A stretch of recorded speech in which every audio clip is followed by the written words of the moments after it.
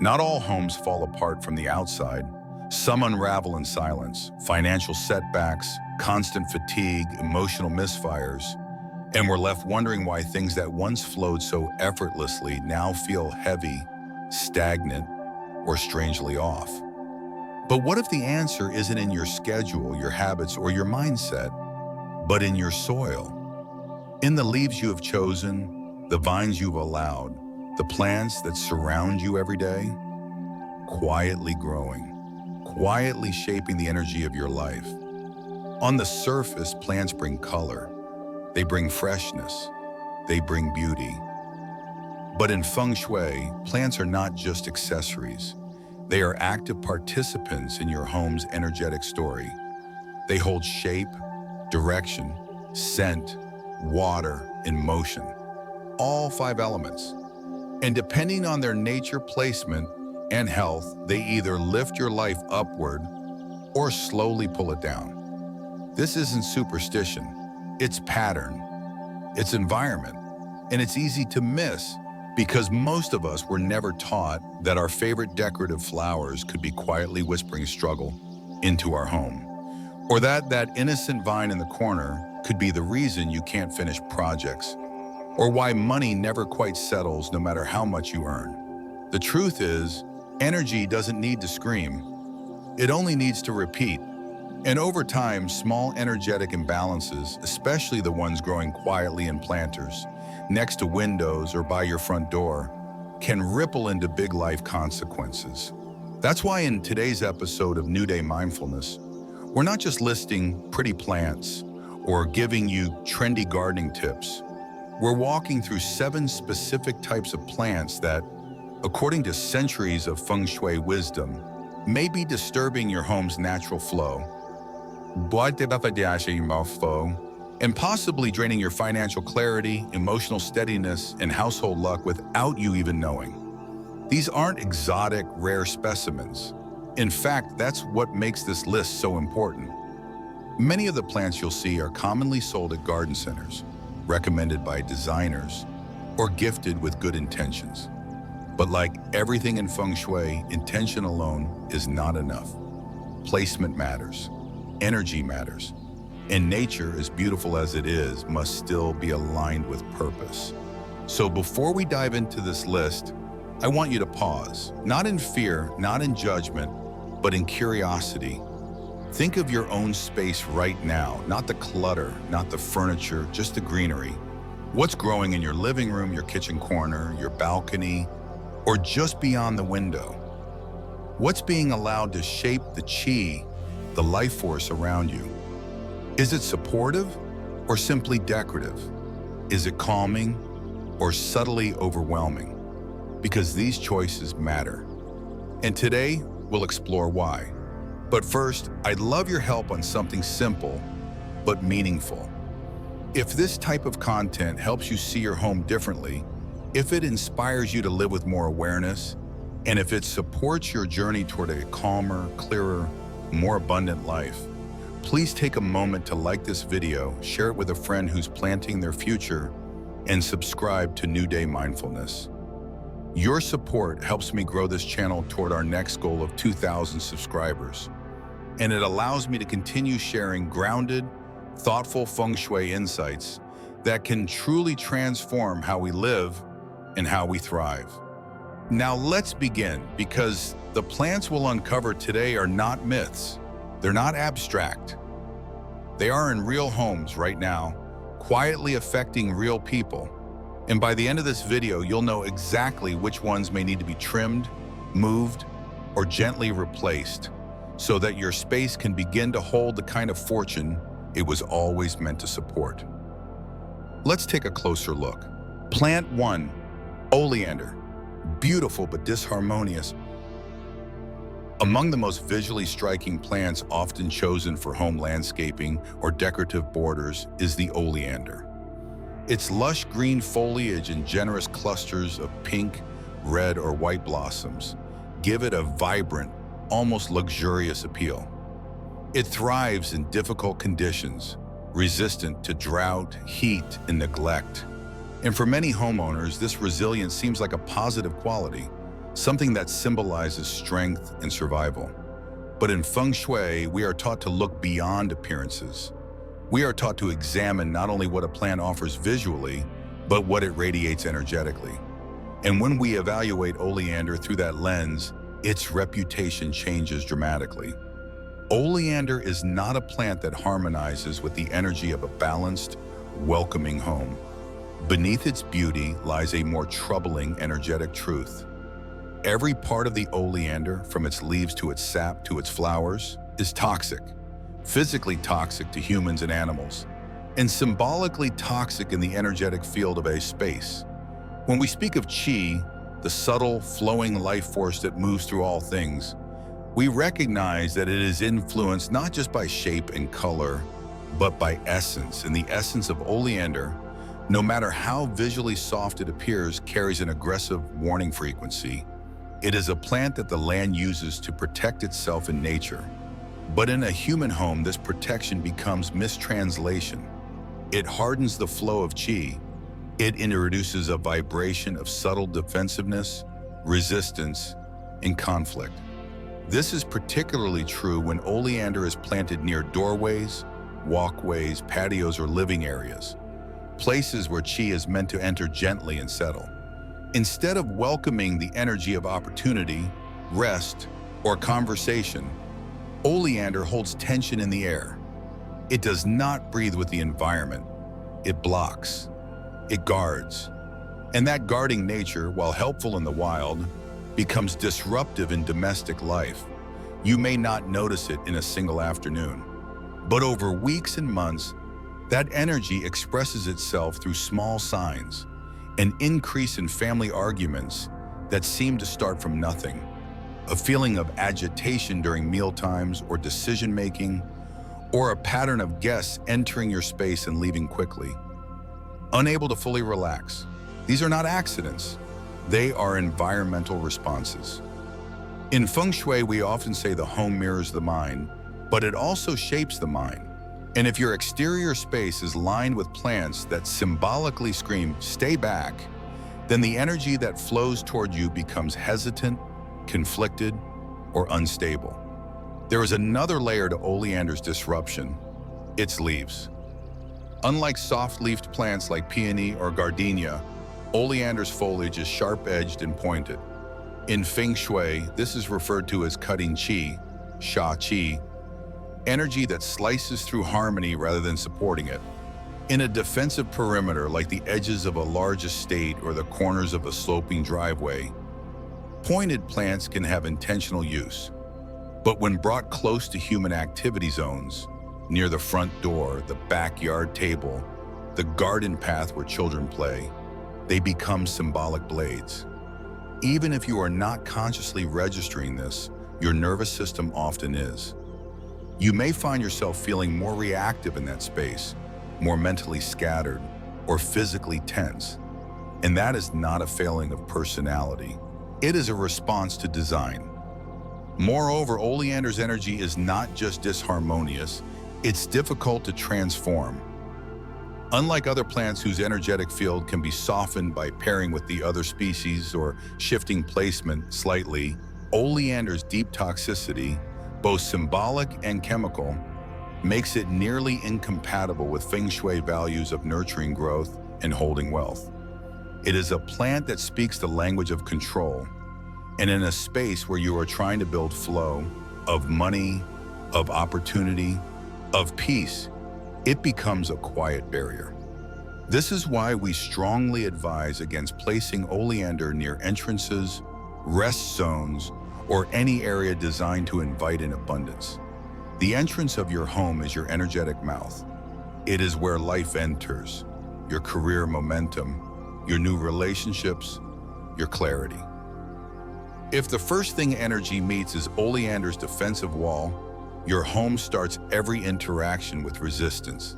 Similarly, if the plant is positioned in a backyard seating area, near the living room window, or anywhere visible from places of rest, it creates what we call energetic hardness, a subtle discomfort that blocks relaxation. And when placed near the wealth corner of the home, typically the far left rear corner from the entrance.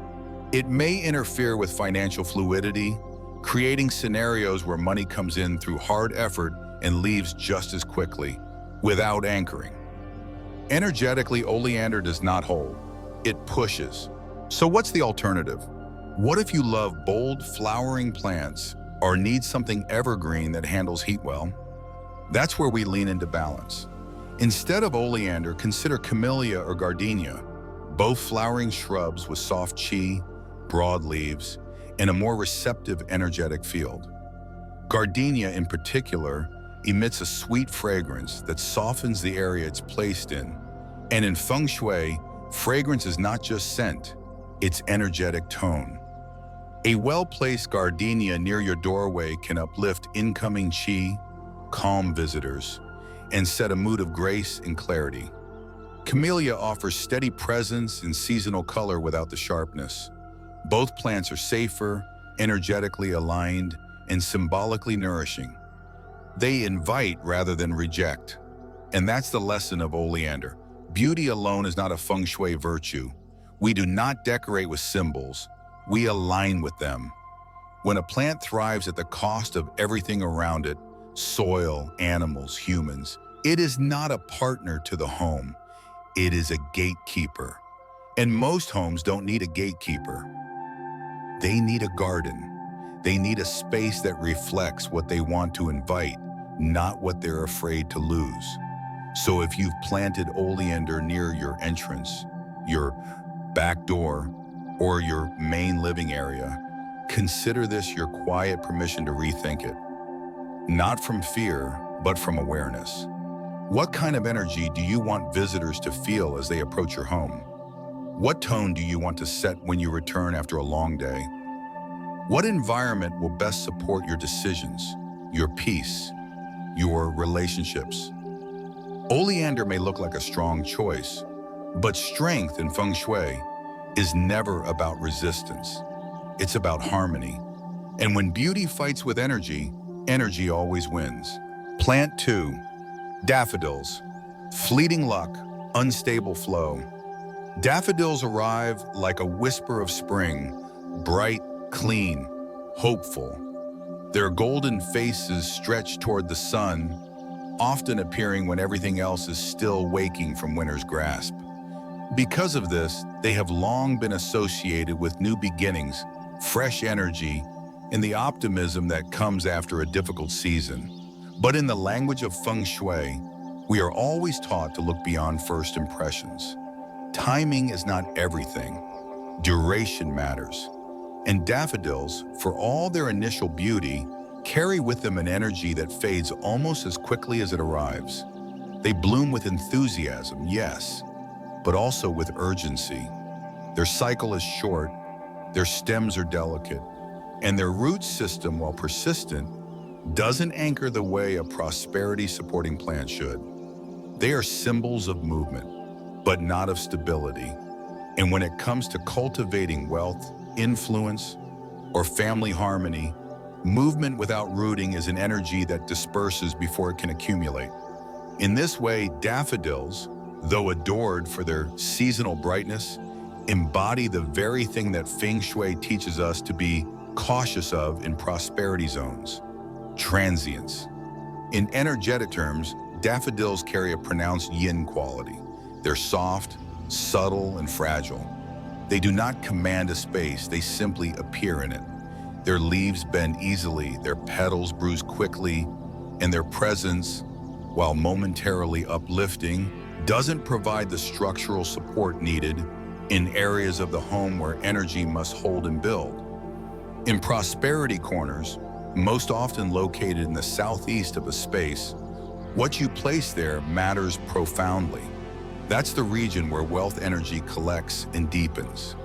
It's the energetic equivalent of a bank account. It should be safe, reliable, able to retain flow. Placing daffodils in this area is akin to pouring water into a bowl with no bottom. The flow arrives, but it doesn't stay. The bloom arrives, but it doesn't sustain. In fact, homes that rely on daffodils to brighten the space often report a similar life experience. a burst of good fortune followed by an inexplicable stall, a sudden success followed by a drought. They find themselves cycling through beginnings with no middle, no conclusion. And over time, this creates not just frustration, but energetic instability. It becomes hard to plan, hard to trust, hard to grow. This becomes even more complicated when daffodils are placed near the entryway or living room, areas that determine how qi enters and circulates. The front entrance is the mouth of the home, and the living room is the first stomach. These are areas that metabolize energy, and daffodils, for all their charm, introduce a softness that is better suited to reflection, not expansion. Their visual delicacy sends a signal to the environment that the home is not ready to hold strong energy, that it is sensitive, transitional, not yet fully rooted. And the environment responds in kind. Opportunities come lightly or stay briefly, and momentum is harder to sustain. The space remains beautiful, but energetically, it floats. And floating qi does not bring wealth. It brings potential without power. Many people are drawn to daffodils because of their symbolic ties to spring, rebirth, and purity. But symbolism, like light, must be diffused through the right medium. In Feng Shui, symbols only function when placed in harmony with the surrounding elements, direction, and season. Daffodils may be wonderful offerings in transitional zones, like stairwells, garden paths, or meditation corners. But they should not dominate the central or financial areas of the home, nor should they be relied on to energize long-term goals. Their visual presence is encouraging, but it does not anchor. It's important to remember that energy, like water, needs a basin. It needs form. Daffodils bloom before the soil is even fully warm, an impatience that might be beautiful in poetry, but disastrous in energetic strategy. Furthermore, there's the matter of scent. While daffodils are not strongly aromatic like lilies or gardenias, some varieties do emit a subtle perfume. Unfortunately, it's inconsistent, often undetectable, and in Feng Shui, unpredictability in fragrance is a sign of energetic misalignment. Scent should clarify a space, not confuse it. The same could be said of daffodils' impact on emotional fields. In some households, they may uplift the mood briefly, especially during colder months. But in others, particularly those already navigating change or financial uncertainty, daffodils can deepen the sense of impermanence. Their rapid bloom and fade cycle becomes a mirror for everything that feels unstable. And that's a vibration no home should unintentionally reinforce. What's especially telling is how daffodils behave when cut and brought indoors. They do not share water well with other flowers. Their stems release a substance that can be toxic to surrounding blooms. When placed in a vase with roses, tulips, or hydrangeas, daffodils may poison the water, causing others to wilt prematurely. Symbolically, this is a profound Feng Shui message. Certain energies, no matter how well-meaning, are not meant to mix. Just as in life, one person's mood or instability can affect the whole family, one plant's nature can alter the entire energy field of a room. Daffodils, despite their charm, do not integrate well. They stand alone. And in energetic terms, that isolation reflects fragmentation, not unity.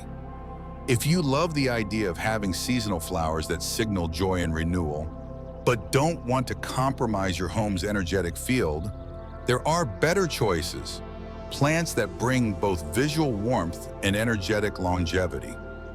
Chrysanthemums are one such option. In Feng Shui, they are a classic symbol of resilience, health, and balanced qi. Their bloom cycle is longer. Their petals are full and layered. Their energy is stable. Another excellent alternative is marigold.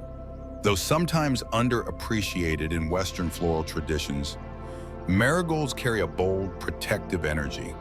Their golden orange tones stimulate the earth element, grounding and energizing prosperity areas without overwhelming them. They also bloom in longer cycles and are hardy, making them ideal for both outdoor wealth corners and indoor energy support. The guiding principle in Feng Shui is not to avoid beauty, but to understand it. Daffodils are beautiful, but their beauty is quick, light, and non-integrative. They are best admired in the wild or in specific, temporary arrangements designed for transition. They are not meant to be anchors.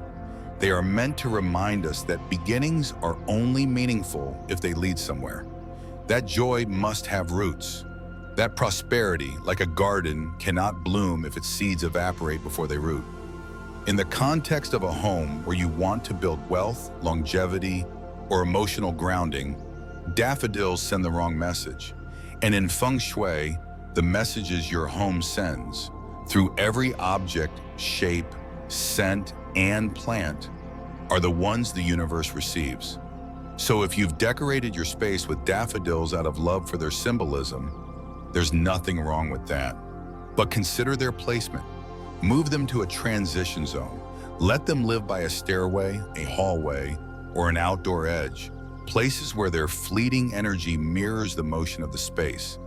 But protect your southeast corners. Guard your front entrance. Choose plants that don't just arrive, but stay, that don't just decorate, but support. And in doing so, you'll not only enhance the beauty of your home, you'll stabilize the life it's trying to hold. Plant 3, mulberry trees, the absorbers. Mulberry trees have a long agricultural history, often celebrated for their role in silkworm cultivation and admired for their shade, quick growth, and fruit yield. At a glance, they seem like the kind of robust, generous tree any homeowner would be lucky to have. Their branches stretch wide, their roots dig deep, and their leaves provide dense, cooling cover, seemingly ideal for warm climates or open garden spaces. But in Feng Shui, where energy is not only observed but interpreted through function, placement, and symbolic character, mulberry trees carry an entirely different reputation. One that is not about what they offer visibly, but about what they extract invisibly. In this context, mulberry trees are seen not as providers, but as absorbers of water, of nutrients, and more importantly, of qi. In the energetic language of the home, qi must not only enter freely, it must circulate, lift, and nourish. Healthy qi behaves like healthy blood. It moves consistently, adapts, and leaves every part of the space with vitality. But when a mulberry tree is placed too close to the property, particularly near the main entrance, side gates, or along frequently used garden paths, it disrupts this flow. Not through obvious aggression like sharp-leafed plants or thorny barriers, but through subtle depletion. Mulberries grow aggressively underground, pulling moisture and nutrients from the soil at a pace unmatched by many nearby species. Symbolically, this behavior is interpreted as a draining energy, absorbing life from its surroundings without adequate exchange. It is this one-sidedness that causes problems in Feng Shui, because qi, like all balanced forces, must move in cycles of give and take. A plant that only takes, no matter how beautiful its fruit, becomes an imbalance. And when this imbalance happens near the energy gateways of the home, the result is often a slow erosion of household stability. What does this erosion look like? Sometimes it manifests as a house that feels energetically heavy, where projects stall, progress feels delayed, and decisions take longer than necessary. Other times it shows up in family dynamics. People may feel tired more often, conversations lose clarity, and creative ideas struggle to move into action. Financially, the household might experience small gains that quickly vanish, repeated unforeseen expenses, or a pattern of near misses. Opportunities that arrive but somehow never materialize. From the outside, everything looks fine, but beneath the surface, the energy is leaking. And that's precisely what the mulberry reflects. A tree that takes so much from the earth that little else can thrive around it. In agricultural circles, this is acknowledged as a practical reality. In energetic circles, it is understood as a metaphor for how certain placements slowly diminish fortune. Another complication with mulberries is their canopy. While shade can be useful in climates with intense sunlight, too much shade over a doorway, window, or key corner of the property creates darkness in the energetic field. In Feng Shui, natural light is a carrier of yang energy, active, uplifting, and financially energizing. When a mulberry's broad leaves block this light, especially in the southeast or east areas of the home, the impact is like placing a dimmer switch on your prosperity.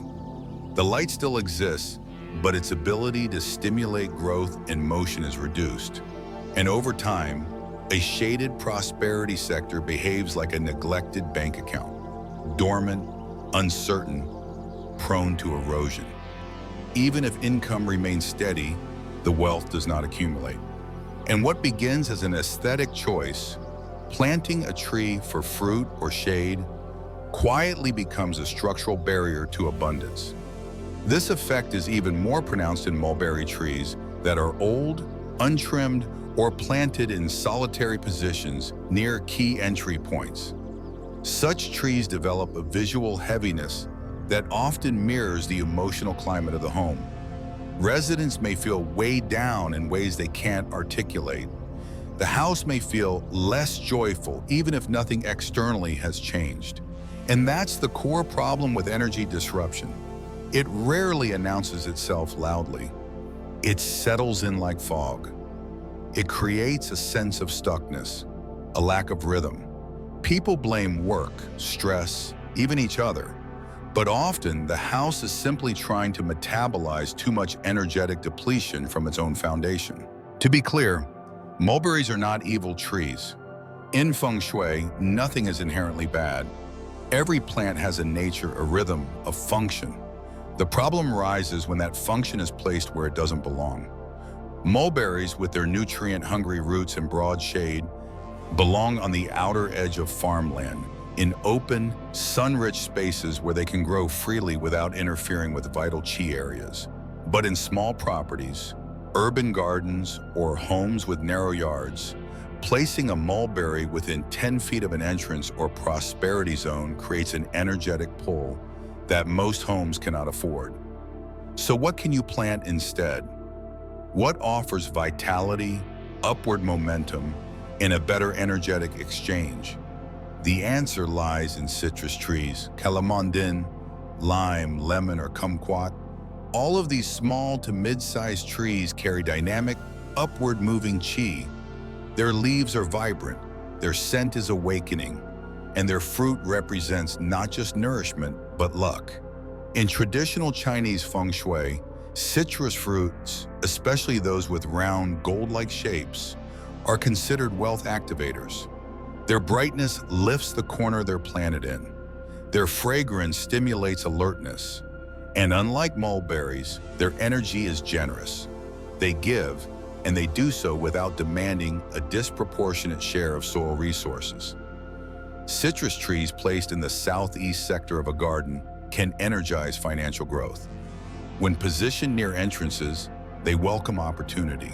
And when cared for attentively, they become symbols not of consumption, but of circulation. Even their care rhythm is energetically healthier. Mulberries grow fast and demand frequent trimming to prevent overreach.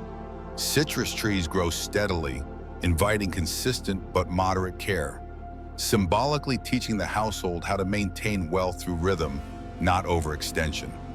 And their visual profile, compact, luminous, and clean, helps define garden spaces without overwhelming them. They hold light instead of blocking it. They reflect growth instead of absorbing it. And that distinction, subtle as it is, makes all the difference in how a home feels and how its fortune behaves. If you currently have a mulberry tree near your main entry or in your southeast zone, you don't need to panic, but you do need to become observant. Notice how that area feels. Is it darker than the rest of the yard? Does the soil around it seem dry even when watered? Are other plants struggling nearby? These are signs that the tree's presence is too dominant. Consider pruning it back aggressively, moving decorative stones or water features away from its shadow, and introducing plants with lighter qi, like rosemary, sage, or citrus, nearby to balance the energy field. If the tree is small enough, relocating it may be an option. If not, treat it with the same respect you would a powerful but difficult guest. Set clear boundaries, manage its influence, and never place it in a position of authority within your home's layout. Ultimately, the lesson of the mulberry tree is one of awareness. Not all strength is supportive. Not all growth is generative. Some things grow fast but leave little behind. And when we invite those things into our home environment without checking their nature, we risk anchoring a cycle of constant output, minimal return. Feng Shui asks us to pause before we plant, to align our choices with the energy we want to cultivate, not just today, but 5, 10, 20 years from now. And when you make that choice with clarity, your garden becomes more than green space. It becomes a partner in your life's unfolding story. How Oprah reset her home energy. Oprah Winfrey is not merely a media icon. She is a living case study in energy stewardship. Over the course of decades, she has built an empire not just by asking better questions, but by consistently cultivating clarity, mental, emotional, and environmental. While the public often sees the interviews, the book clubs, and the award speeches, very few notice the quiet choices behind the scenes that allowed her to remain aligned, focused, and energetically available to receive and sustain such success. One of the most revealing of these choices occurred in the early 2000s when she turned her attention to her personal sanctuary, her sprawling Santa Barbara estate. A property of immense beauty and grandeur, it had the bones of luxury, but, according to those familiar with her inner circle, lacked something more subtle: flow. Despite the home's expansive views and elegant interiors, Oprah reportedly felt that parts of the space were not allowing her to settle. Certain rooms felt heavy. Some transitions between spaces felt blocked, emotionally and visually. There was no visible damage, no structural defect, but energetically, something was off. Rather than dismiss it as mood or overthinking, she took action the way people who deeply understand alignment always do. She didn't start with a vision board or another external expansion. She started by walking the land, carefully, slowly, listening to the way the space responded. One area in particular stood out: a lush corridor outside her living room windows, filled with dense trailing vines and overgrown foliage that had once been planted for privacy and texture. At first, these plants had given the home a layered, natural elegance. But over time, as the vines thickened and the light dimmed, they began to close off more than they revealed. The leaves clung to window frames, the tendrils curled toward the grass, and the once playful dance between sunlight and shadow turned into a visual barrier. Instead of filtering light, the plants were now blocking it. Instead of offering softness, they created stagnation. And as anyone who studies Feng Shui knows, when natural light is stifled, so is clarity. When movement is obstructed, whether by furniture, foliage, or poor design, qi gets caught. It becomes restless, erratic, or worse, inert. And in a space meant to nourish the mind, that stagnation becomes mental fog. It becomes emotional repetition. It becomes the kind of stuckness that no amount of productivity can solve. Oprah, being highly intuitive and energetically sensitive, didn't ignore these cues. She reportedly brought in a new team of landscape and interior consultants, not just to redecorate, but to realign. She had the trailing vines removed, not aggressively, not in anger, but with purpose. In their place, she introduced layered native greenery with upward motion, plants that invited light rather than swallowing it. Pathways were open, view lines were restored, And most importantly, natural light was allowed to return to the core of her living spaces. The shift was immediate, not just in the visual character of the home, but in her own internal pace. Those close to her described this period as one of remarkable focus, emotional expansion, and renewed creative output. And what followed next was no coincidence. In the years after these changes, Oprah launched the OWN network, returned to national broadcasting in a new format, and published some of her most vulnerable, insightful interviews and reflections to date. The physical space had been reset, and in doing so, the mental and energetic space made room for a new era of expression. This story is not about luck. It is not about celebrity. It is about a woman who, despite having access to everything, chose to pay attention to what most people overlook: the placement of a vine, the direction of light, the weight of a shadow. And in that attention, she reclaimed authorship of her space. In Feng Shui, we say the home is not just a place, it is a participant in your life. It echoes what you allow, it responds to what you ignore.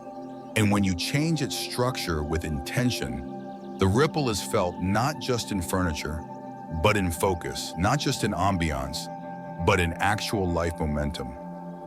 Oprah understood something that most financially successful people eventually learn. Managing your money is not enough. Managing your time is not enough. You must manage the space that holds those things. You must become the curator of your own environment. And sometimes that means removing what once worked. Sometimes it means acknowledging that what was once soft and inviting has become dense and withholding. The vines that grew from beauty became barriers, and only when she cleared them did the next chapter begin. This is not a story meant to encourage imitation. Most of us don't live in California states, but every one of us has a window, a corner, a cluster of overgrowth that's been allowed to remain simply because it's familiar. And just like Oprah, we have the power to ask, is this still serving me? Is this plant still nourishing my space? Or has it quietly begun to block what I can't yet see? It doesn't take a full renovation to shift energy. It takes awareness. It takes listening to your space with the same seriousness you apply to your plans. Because your plans won't thrive in stale energy. Your goals won't grow in blocked qi. But when you clear the space, when you let light in, everything that was stuck begins to move again. And that's how the next level of your life begins. Not with ambition, but with alignment. Plant 4, trailing vines, qi that falls instead of rises. Trailing vines hold a certain romance in design, their curling tendrils cascading over balconies, softening harsh angles, draping windowsills with a whisper of green. In magazines and architectural portfolios, they appear as symbols of elegance, evoking images of Mediterranean villas, Parisian facades, and charming garden retreats. But in Feng Shui, where every form carries frequency, we must ask a different question. What is the direction of this energy? Not how it looks, but how it moves. And vines, by their very nature, grow downward. They pull, they drape, they descend. And when left unmanaged, their very motion becomes an energetic statement, one that tells your space and your subconscious that qi is being dragged down instead of lifted up. In a home that is meant to support forward movement, career growth, mental clarity, emotional resilience, this downward pull creates a contradiction. It may not announce itself immediately, but over time, its effects are felt. Ideas that never quite take root, progress that moves in circles, motivation that begins strong but dissipates. Feng Shui teaches that energy follows form, and when the form of a plant is consistently falling across walkways, over doors, down from windows, that energy begins to settle at the base rather than circulate upward. The result is stagnation that looks beautiful but feels heavy, aesthetic charm masking energetic drag. This becomes especially problematic when trailing vines are allowed to dominate key entry points of the home. A doorway is not simply a frame for movement. It is a chi portal. It receives the energy of the world and introduces it into your private sphere. If vines are hanging over this passage, even partially, they create an invisible curtain that restricts flow. Instead of energy entering freely, it slows, diffuses, or hesitates. And you, as the inhabitant, begin to feel that subtle hesitation in your own rhythm. You may find yourself hesitating more before taking action, feeling unclear about decisions, or experiencing friction at the threshold, either in the form of delays, tension before leaving for work, or discomfort when guests arrive. Similarly, when vines descend across windows, they limit light. And in Feng Shui, light is not decoration, it is yang. It is the activator of life. It carries intention, vitality, and the clarity of vision. A window that should welcome light and possibility becomes a filter of shadows, and the room shifts with it. What once felt open and awake becomes muted, sleepy, or inconsistent. These effects compound further when vines are left untrimmed or grow unchecked. Plants, like habits, mirror our engagement. A vine that sprawls with no direction reflects energy that spreads without purpose. In business sectors of the home, such as the southeast or north corners, this translates into momentum without result. Busy days, constant movement, but no real advancement. In personal zones, such as bedrooms or family gathering areas, it can manifest as emotional loops, repeated misunderstandings, or conversations that revisit the same ground without resolution. The vine has no upward ambition, and the space begins to copy its indifference. Even spiritually, there is a sense of dullness, not crisis, not failure, but a slow erosion of drive, an invisible weight that never fully lifts. Feng Shui does not say vines are evil. It simply reminds us that their nature must match the needs of the space. And the needs of most homes, especially those pursuing growth, are upward, not downward. There is also the visual clutter that trailing vines create when placed inappropriately. While a single tendril might be charming, multiple vines crossing one another, wrapping beams or furniture, or spilling over shelving units can quickly create an environment of overwhelm. The human brain, even when unaware of Feng Shui, responds to clutter with stress. It reads the chaos of lines, the inconsistency of growth, and the unpredictable shapes as noise. In the energetic realm, this becomes a visual manifestation of disorganized ki. Spaces with this kind of energy often struggle with decision-making, clarity in communication, and long-term planning. Tasks multiply but are rarely completed. Financial plans exist but aren't executed. Relationships continue but feel directionless. The plant doesn't attack, it diffuses. It gently takes your structure and replaces it with softness that, over time, becomes an obstacle. So how do we work with this energy instead of against it? The first step is not to eliminate all vines, especially if they bring joy or meaning, but to reframe their movement. In Feng Shui, directionality matters. A vine that grows vertically, guided along a trellis, frame, or upward support, behaves differently from one that cascades. The upward growth activates wood energy in its positive form, symbolizing expansion, ambition, and vertical momentum. When you guide a vine upward, you tell the plant what you are telling the universe. I want to rise. I want to build. I want my energy to lift. Bougainvillea, for example, is a climbing plant with brilliant color and strong vertical orientation. When trained properly, it enhances exterior walls with grace and focus.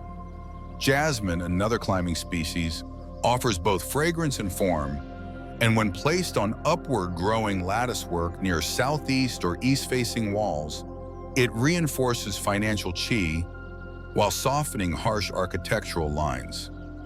Even ivy, which traditionally spreads laterally or downward, can be retrained to grow up columns or poles with consistent trimming and support. The key is not in the species, but in the structure. What are you teaching your plants to do? If you teach them to fall, your energy may follow. If you teach them to rise, your fortune gets a chance to rise with it. It's also important to be intentional about where climbing plants are allowed to dominate. Avoid placing them over thresholds, doorways, or main windows. These are spaces that must remain energetically clear, like arteries of the home. Let climbing plants frame these spaces, not cross them. If vines are already present and difficult to move, consider trimming them back significantly and pairing them with grounding elements like river stones or upward lighting to rebalance the flow. In interior settings, be even more selective. Avoid letting vines hang from high shelves into living spaces. Instead, use upright potted trees like ficus or money trees to fill vertical space without introducing downward drag. Another technique is to use vines in directional harmony with the Bagua map. For example, in the southwest area, which governs relationships, a single, carefully shaped trailing plant might represent softness and emotional flexibility. But in the north, where career energy is activated, downward movement contradicts forward progress. The design should follow function, and the function of your space should reflect the direction you want your life to grow. When vines are trimmed, supported, and guided with attention, they become allies in that journey. When they are left to wander, they become metaphors for all the ways we delay, hesitate, or fall short of our full potential, not through failure, but through diffusion. And this is the lesson of trailing vines. They do not disrupt with force. They disrupt with softness. They don't yell. They whisper, and in that whisper, if left unattended, they lull the home into sleep, into delay, into inertia. That's why the most dangerous thing about them is how easily we accept them, how charming they appear, how natural they feel. But Feng Shui is not about what feels familiar. It is about what supports you. And not all familiar things are supportive. Some just happen to have always been there. So today, take a moment to look around. What vines have you let hang where light should be? What energy have you allowed to fall when it needed to rise? You don't need to strip your home of softness, but you do need to make sure it doesn't carry the weight of everything you haven't yet released. Plant 5. Lilies. Too much yin in active spaces. Lilies are often mistaken for a symbol of luxury and peace.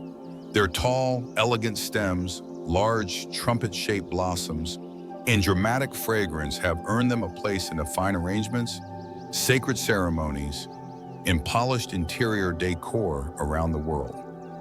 But as is always the case in Feng Shui, beauty alone does not qualify something as energetically supportive.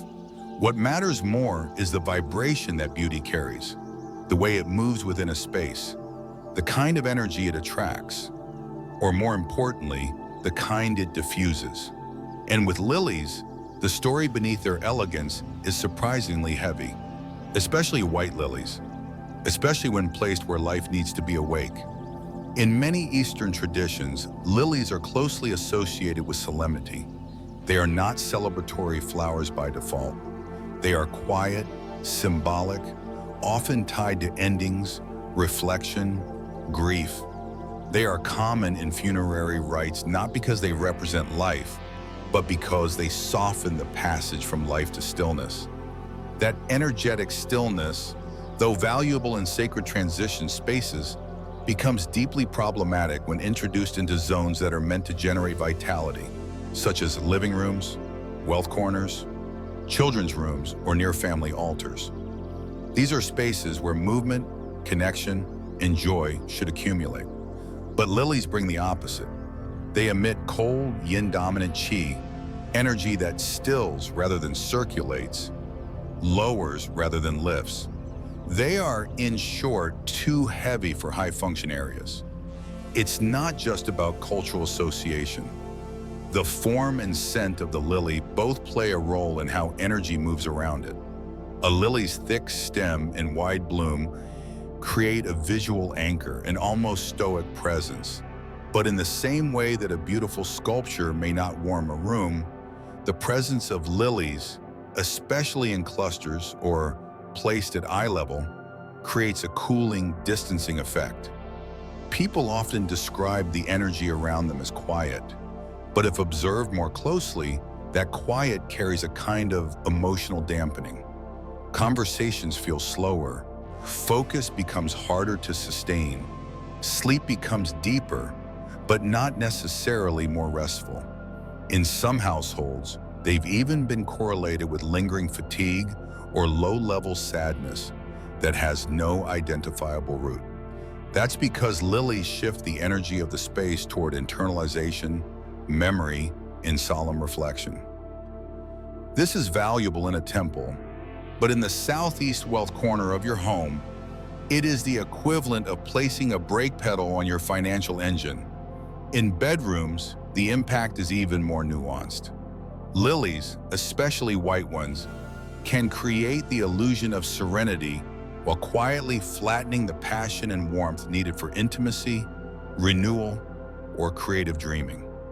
Their fragrance, which to some is intoxicating, can quickly become overstimulating or even irritating in enclosed spaces. Many people report headaches, sleep disturbances, or mood shifts after bringing lilies into bedrooms or near sleeping areas. And this isn't just about allergy.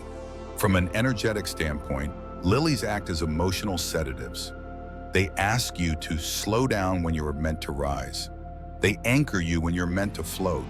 They ground you when your energy needs to ascend. In spaces dedicated to rest or relationship, they can cool the fire so much that the connection becomes dormant. And in Feng Shui, when a space becomes too yin in energy, the yang, the drive, the inspiration, the spark, cannot find its place. Even in family rooms where shared energy is essential, lilies bring with them a sort of visual and emotional separation. A room that should be filled with laughter and lightness takes on a museum-like stillness when lilies dominate the floral landscape. The energy doesn't expand, it hovers. And over time, that hovering becomes a kind of spiritual fog. Not dramatic, not destructive, just enough to dull the edges of joy.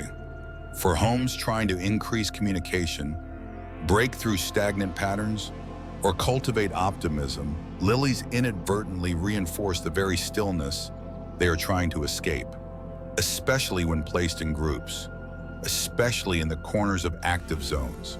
And yet, many homeowners choose lilies precisely because they seem elegant. Their long vase life, strong scent, and dramatic silhouette make them an easy choice for high-end arrangements, gifts, or centerpieces. But elegance in Feng Shui must be matched with purpose. A flower that commands attention but suppresses movement is not elegant. It is overpowering. And when such a flower is introduced without understanding its influence, it becomes more than a design mistake. It becomes a quiet, energetic block. So what's the better choice? What flowers offer grace without suppression? What plants hold energy gently rather than freezing it? Hydrangeas are one.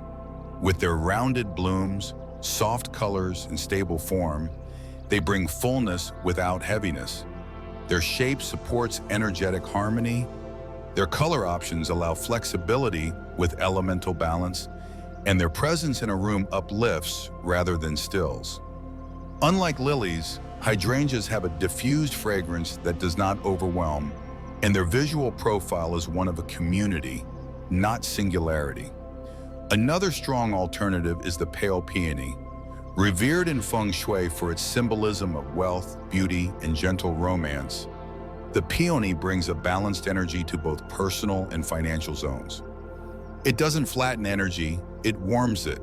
It holds space for movement and invites engagement, rather than pulling focus into stillness. Even for those who love the look of lilies, a better approach may be to limit their presence to transitional spaces. Hallways, entry vestibules, areas where pause and reflection are appropriate but not central. And if they must be used in central rooms, consider pairing them with bright, warm-toned blooms like marigolds, chrysanthemums, or even symbolic orange blossoms to rebalance the qi. The goal is not to eliminate beauty, it is to ensure that beauty supports the purpose of the room. In Feng Shui, every object either contributes to life's flow or interrupts it. Lilies, for all their beauty, are powerful, and like all powerful elements, they must be used with intention. If you are in a season of rest, transition, or sacred letting go, lilies may support that moment. But if you are trying to call in movement, financial momentum, family harmony, personal clarity, they are more likely to delay than deliver. Because while they bloom with elegance, they settle with stillness. And sometimes the most elegant thing you can do for your space is to choose a flower that invites life to move, not mourn. Plant 6 peach trees, romance overload, financial instability. Peach trees carry a reputation that borders on mythical. In many cultures, particularly those of East Asia, their blossoms are revered as icons of spring. Delicate, fragrant, and brimming with symbolism, they represent romance, beauty, youth, and the fleeting perfection of new love. For this reason, they're often painted, photographed, or planted during seasonal celebrations, especially around Lunar New Year. There's no denying their aesthetic charm. The soft pink bloom against bare branch is a visual poem. But in Feng Shui, we do not simply ask whether something looks beautiful. We ask what it activates. And peach trees, when placed too close to the home or planted without understanding, activate a very specific kind of qi. One that excites the heart but destabilizes the root. Their energy is seductive, shifting, romantic, and ultimately ungrounded. And in areas of the home dedicated to wealth, longevity, and household stability, this can become a subtle but powerful disruptor. Unlike evergreen trees or deep-rooted fruiting plants that offer constant presence and anchored energy, peach trees fluctuate rapidly with season. They bloom quickly, shed their blossoms almost overnight, and shift from floral beauty to bare branch in the span of a week. In energetic terms, this makes their qi erratic. The energy peaks, then collapses. It arrives suddenly, then disappears without anchoring. And when such a rhythm is introduced into the wealth corners of a home, typically the southeast sector, it sends a message of transience rather than endurance. Instead of wealth that builds and compounds, the home begins to attract windfalls that vanish just as quickly, opportunities that look promising but collapse, or periods of income followed by unexplained expenses. There is a softness to the peach tree's presence, yes, but also a volatility. And that volatility can erode not only financial luck, but emotional harmony within the household. Nowhere is this more evident than when peach trees are planted close to the front door. In Feng Shui, the main entrance is the energy mouth of the house.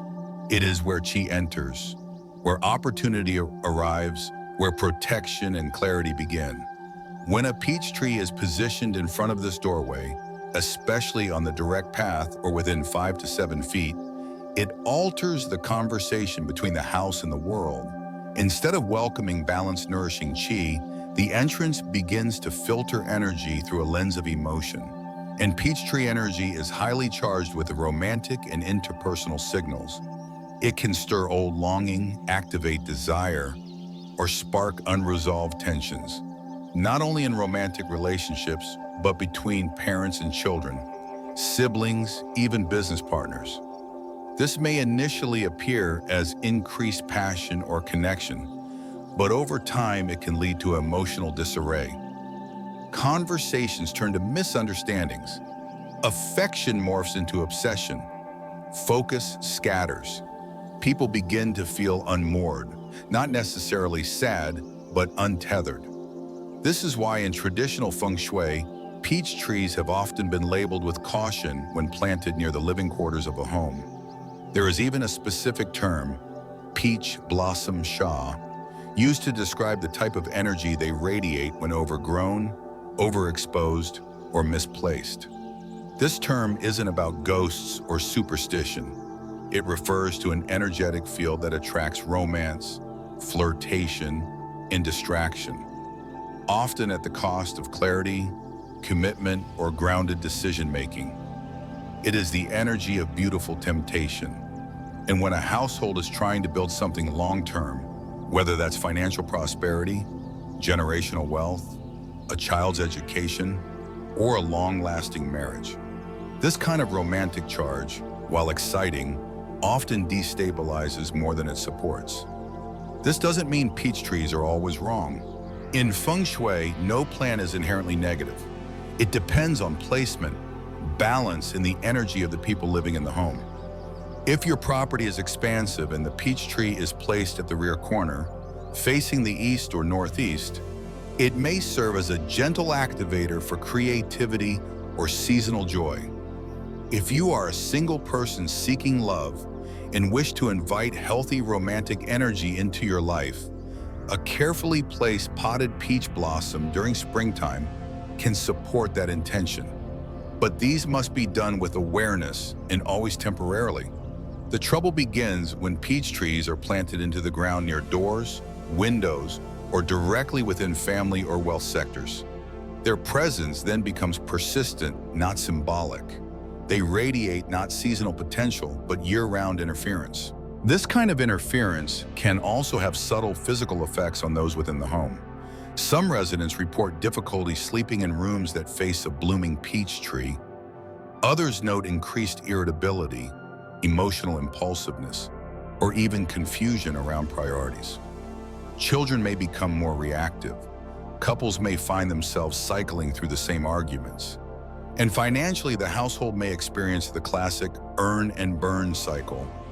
Money flows in and out without structure or accumulation. These are not the loud signs of misfortune. These are the quiet echoes of energetic imbalance. The correction in Feng Shui is precise. First, if a peach tree is already planted too close to the home, particularly within 8 to 10 feet of the main entrance or along the southeastern edge, it is advisable to trim it back heavily each season. Do not let it crowd windows or dominate view lines. Second, introduce metal elements nearby. Metal energy in Feng Shui has a harmonizing and focusing effect on wood-dominant energy like the peach tree. You can use metal wind chimes, iron lanterns, bronze sculptures, or even stainless steel trellises to help rebalance the energy in that zone. This does not eliminate the tree's presence, but it does contain its influence. Third, consider layering and grounding earth element features. A large terracotta pot near the base or a low stone bench nearby can help anchor the fluttering, unstable key that peach blossoms tend to stir. If you are planning a new landscape or building a garden from scratch, the better approach is to place peach trees far from the architectural frame of the house. Let them be enjoyed as seasonal bloomers in the outer garden, ideally to the east or far south. That way their beauty is visible, their fragrance can be appreciated, but their energy doesn't intrude into the structure of the home. And for those who simply love the look of pink spring blossoms, alternative species such as cherry, plum, or even some magnolia cultivars offer similar visual joy with more grounded energy. They support upward qi without inviting the same romantic volatility. Their root systems tend to be more disciplined, their energy fields more refined. Ultimately, the lesson of the peach tree is one of alignment. Just because something is beautiful doesn't mean it belongs everywhere. Just because a plant carries positive cultural associations doesn't mean it carries supportive energy in all settings. Feng Shui is not about denying beauty, it's about honoring context. When romance energy is introduced into a space designed for structure, that space begins to flutter. When emotional energy overtakes financial zones, money begins to act like a lover, appearing dramatically, leaving suddenly, refusing to be contained. And when the doorway to your life is framed by a tree that promises sweetness without stability, you may find yourself chasing one flavor of success while starving for its deeper substance. So before you plant, pause. Look at where you want life to grow and ask what kind of energy that space actually needs. Not what your eyes want, but what your goals demand. If your home is ready for softness, then let it bloom. But if your home is calling for strength, structure, or steady flow, then save the peach tree for your painting and let your foundation be shaped by something with deeper roots, steadier rhythm, and a promise that lasts longer than spring. Plant 7, cactus, sharpness that repels. Among modern decor trends, few plants have been adopted as widely or enthusiastically as the cactus. Sleek, sculptural, low maintenance, and resilient, they sit confidently on nightstands, work desks, kitchen windowsills, and entrance tables from New York to Tokyo. Their popularity, especially in minimalist and urban space, makes them feel almost indispensable. A statement of strength, a nod to nature, and an homage to survival. But in the realm of Feng Shui, where we examine the energy a plant not only holds but emits, the cactus tells a far more complicated story. One not of elegance or vitality, but of sharpness, defense, and the quiet repelling of harmony. The truth is that cacti, while fascinating in their form, are not passive objects. They are symbols of energetic boundaries. And those boundaries, when misapplied, can fracture the very flow of qi a home is trying to cultivate. Each spine on a cactus is a point of resistance. It says, stay back, don't come too close. I'll survive on my own. And energetically, that's exactly what it does. A cactus does not invite water, it stores it. It does not rely on external softness. It protects itself with internal reserves and outward spikes. This makes them extraordinary in deserts, where scarcity demands resilience. But in a home, especially one trying to foster connection, abundance, creativity, or emotional expansion, the same survivalist frequency becomes counterproductive. The energy of a cactus is solitary, guarded, unyielding.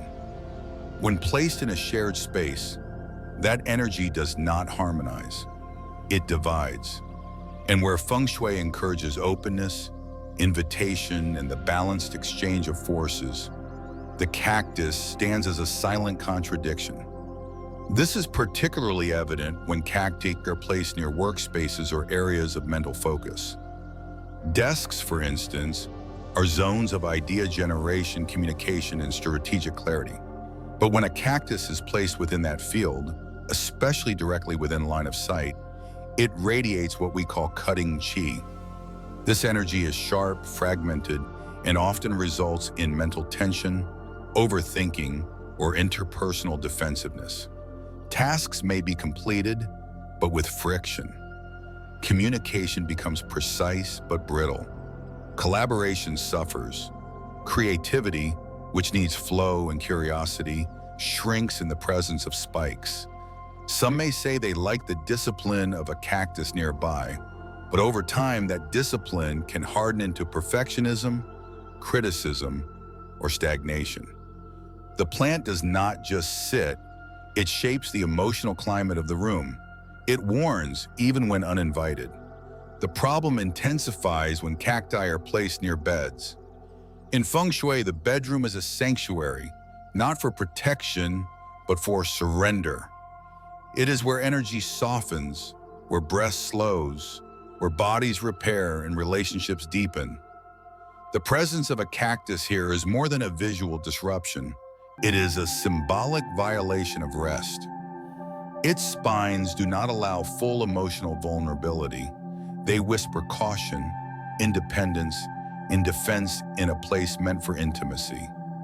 People with cacti near their beds often report inconsistent sleep, vivid or unsettling dreams, and a subtle barrier in communication with partners.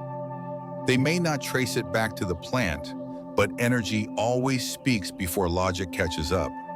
And in the bedroom, even the quietest energetic misalignment accumulates quickly. Over weeks, over months, that defensiveness becomes a habit. We start to sleep in armor. And that armor eventually shows up in how we speak, how we rest, how we trust. Even in entrances, the mouth of the home, where all key begins, the presence of a cactus creates friction. Imagine a friend arriving at your door. What should greet them? Light, warmth, openness. But if a cactus sits nearby, its energy communicates suspicion. It says this home is not easily approached. That statement is subtle, but its effects are measurable. Opportunities may hesitate to arrive. Guests may feel unwelcome without knowing why. Delivery people linger less. And even you, the homeowner, may begin to experience a quiet anxiety when leaving or returning. Not fear, just a contraction. And Feng Shui is the art of noticing those contractions before they turn into limitations. So then, what is the role of a cactus? Are they entirely incompatible with home environments? The answer is no, but with conditions. Cacti, by their very nature, are best used in protective positions, not central ones. Their ideal placement is outside, at the outer corners of a property, or near garden edges where negative energy from nearby streets, sharp corners, or aggressive neighbors needs to be redirected. There, the cactus becomes a sentinel. Its sharpness is useful. Its solitude is appropriate. It marks a boundary, not a welcome mat. In these positions, cacti serve their true function, not as indoor companions, but as outer guardians. When placed with intention, they can protect without interfering. But bringing them indoors, especially into the places where trust, collaboration, or softness are needed, sets a tone that is energetically abrasive. If you love succulents, as many do, there are gentler alternatives that bring similar durability with far more harmonious energy. Round-leaf succulents like jade plants are excellent substitutes. Known in Feng Shui as symbols of wealth and steady growth, jade plants offer a grounded presence with none of the cutting chi. Their plump, soft-edged leaves store water, yes, but they do so with roundness, with invitation, with the quiet message that abundance can be gentle.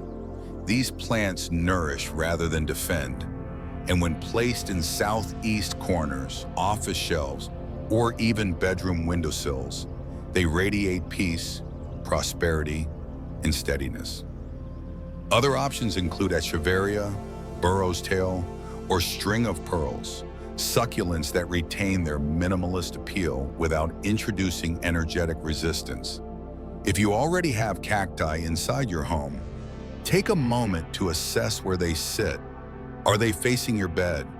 Move them. Are they near your desk? Consider shifting them to a high shelf where their spines aren't at eye level. Are they at your entryway?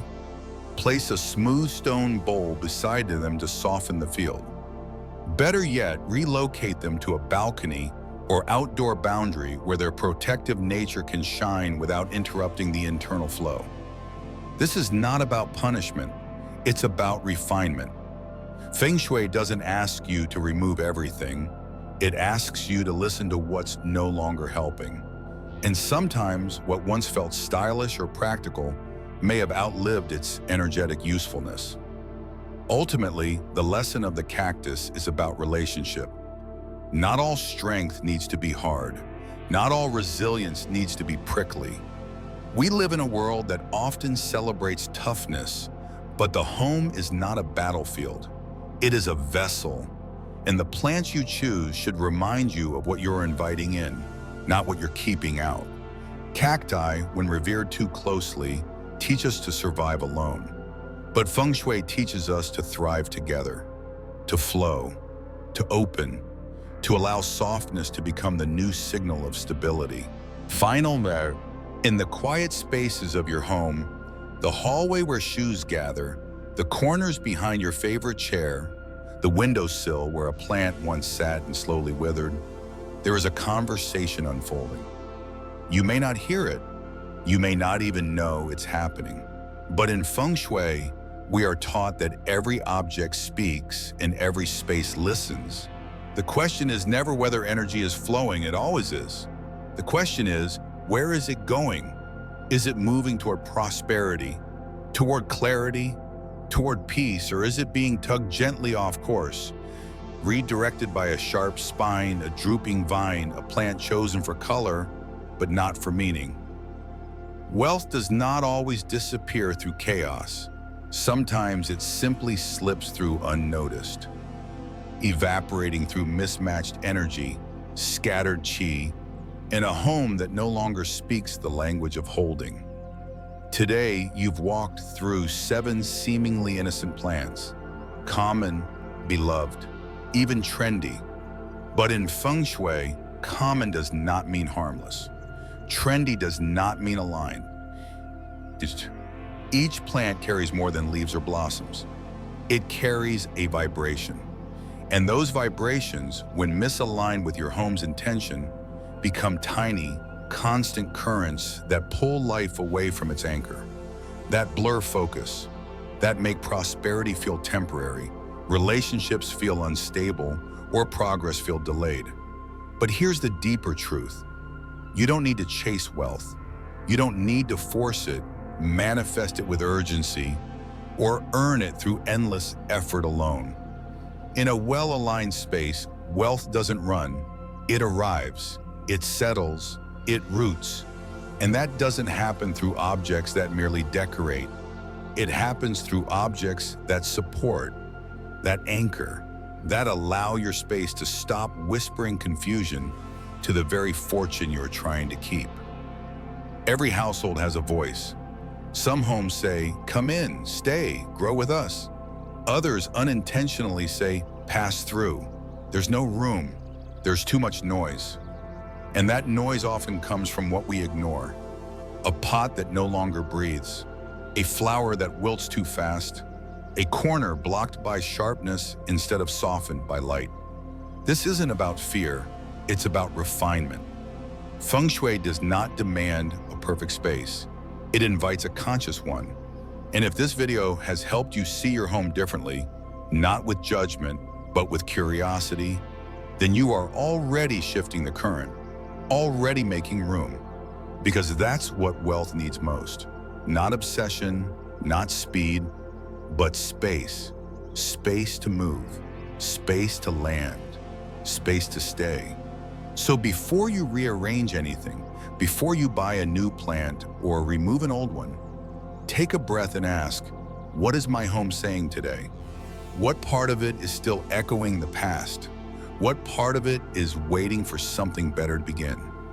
And when you're ready to act, not perfectly, but attentively, start with just one shift. Maybe it's moving a cactus off your desk. Maybe it's letting go of a daffodil that never felt quite right. Maybe it's walking to your back door and noticing that the corner you thought was complete is actually calling for something more grounded, more alive, more aligned. And as you do, leave a trace of that shift here. Share your experience below. What plant are you saying goodbye to? And which one are you inviting in instead? Your insight might be the mirror someone else needs, and your voice might help someone else feel a little less overwhelmed, a little more capable, and a lot more connected to their own home's potential. If this video brought you clarity, or even just a new way to look at your space, I invite you gently, gratefully, to help us keep this work going. Like this video if it resonated with you. Share it with someone you love who's rebuilding their home, their habits, or their energy. And subscribe to New Day Mindfulness. We're growing toward 2,000 subscribers, and your support isn't just a number, it's a signal. A signal that this kind of grounded, clear, honest guidance matters. That there is a space for thoughtful energy design in a world that moves too fast. That there is value in slowing down, in looking again, and in choosing not just what is beautiful, but what is right for the season your life is in. Let's keep growing together, not toward more, but toward better, toward homes that hold us, toward energy that lifts us, and toward a life where wealth is not chased but welcomed, nurtured, and finally allowed to stay.